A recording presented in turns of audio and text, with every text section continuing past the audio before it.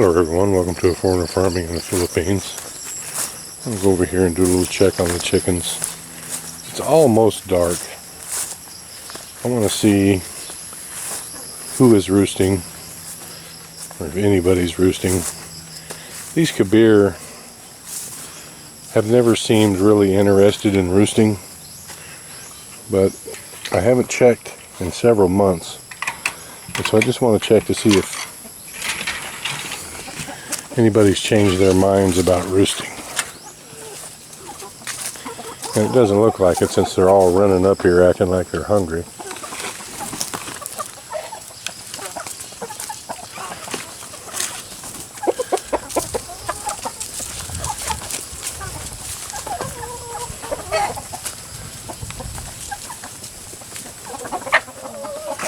There's an egg still in that one. That native rooster was roosting. There's an egg in that one. And there's an egg in that one. From the looks of this, Consing is leaving an egg in the nests every day, which I would prefer she did not. We have fake eggs that we can put in there. You would think it wouldn't happen, but it does. That sometimes the fooler egg, you put them in there as a fooler, it fools them so that they know there's a nest there. Sometimes the fooler egg gets left for 3 or 4 days, and then when you crack it open, you've got a slimy mess. Well, that little rooster was nesting, but none of these knotheads get up and are roosting. I think this is due to a lot to none of these chickens had a mother who roosted and then taught them how to roost. Whereas I'd bet you $1 to donuts that little rooster there was raised by a chicken parent and was taught to roost. All these guys here were incubated. I'm going to come down tomorrow at feeding time, and I'm going to catch these white hens, and I'm going to check to see if they're laying. You can check the space between the bones on either side of their anus to check and see if they're laying or not. And if either one of them are laying, I'm going to separate them. I'm going to separate them. Get out of here! I'm going to separate them and put them in this cage here with a white rooster and one of the Kabir roosters. Make them a little laying box and separate them out. We are getting a few more eggs now. We're getting close to a dozen every day. So I can incubate getting that many. So I'll begin incubating these eggs again probably in about 2 weeks.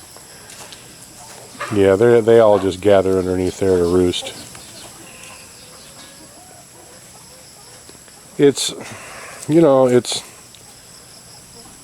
the downside of them roosting on the ground is that the ground is where all the bacteria is. There's not so much predators that come in here other than these idiot dogs that get in. But any neighbor dogs that get in, they're easy pickings.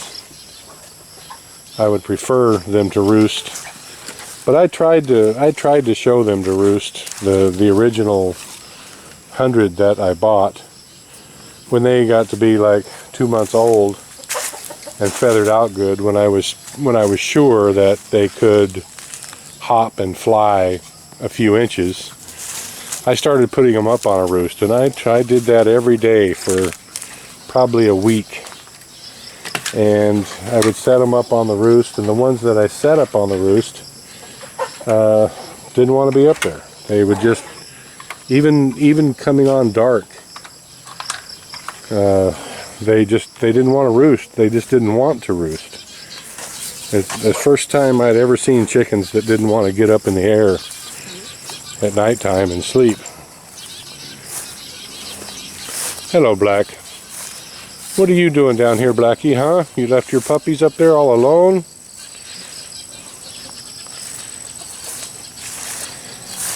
So, I'm going to keep giving the... Nini, behave yourself. Twinkie, leave her alone. I'm watching you. I'm going to start giving the chickens a little bit more love, a little bit more attention. I haven't been because I haven't been able to fix the fence yet. And I'm not going to be able to fix the fence, the perimeter fence, the fence that's all the way around this chicken enclosure. The only way to fix that is with what they call cyclone fence here. Chain link is what we call it. And until I can put chain link fence embedded in cement, and the cement going down about a foot into the ground, there's no way to keep these dogs out. They just chew through the netting. They end up chewing through the hog wire, chicken wire that we put up there. Hello, little puppy. Hello, little puppy. What do you want, huh? There's just no way to keep the dogs out, and because I haven't been able to keep the dogs out religiously, you know, the part of having a flock is having young chickens, and young chickens and dogs don't seem to get along that well. Even these native dogs, who are pretty, they get along with chickens pretty well. They don't feast on them like dogs, like my experience with dogs from the West do. But nonetheless, until I can get it fenced properly, I'm not going to go gung-ho back into the chickens. I could have bought 100 of these about 10 days ago. They had them for sale in town, believe it or not. But, and they, at 59 pesos each, they were expensive, I thought. And that's the going rate, 59 pesos a piece. But even, you know, still, I didn't feel like getting off 6,000 pesos and then another couple thousand pesos for feed, and then have them get sick. And I just didn't want to dive into it again. But I'll start incubating again. Partition off that smaller little area I've got down there, that smaller pen, and keep them in that for a much longer time than I was before, and slowly start building the flock up again till I can get it to where it's viable. That's the plan anyway.